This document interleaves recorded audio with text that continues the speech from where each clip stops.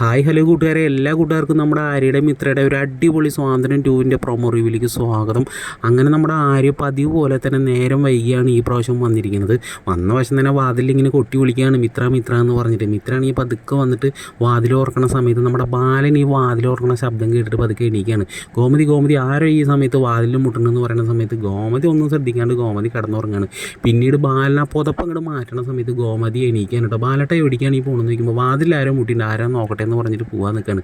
ഈ സമയം നമ്മുടെ മിത്രയാണെങ്കിൽ ആരോട് പറയണത് അച്ഛനൊക്കെ എണീറ്റു എന്നാണ് തോന്നുന്നതെന്ന് പറയുമ്പോൾ അച്ഛൻ എണീറ്റപ്പോൾ എന്താണെന്ന് പറഞ്ഞിട്ട് അവർ റൂമിലേക്ക് പോകാനുണ്ടോ. പിന്നീടാണെങ്കിൽ നമ്മുടെ മിത്ര പുസ്തകമൊക്കെ എടുത്തിട്ട് ഒരു ബുക്ക് എടുത്തിട്ട് ആ ബുക്കിൻ്റെ ഒരു പേജിൽ ഇങ്ങനെ ആര്യ മിത്ര എന്നൊക്കെ ഇങ്ങനെ എഴുതിയിട്ട് അതിൻ്റെ മുകളിൽ ഇങ്ങനെ ലവ് ചിഹ്നൊക്കെ വരയ്ക്കുകയാണ്.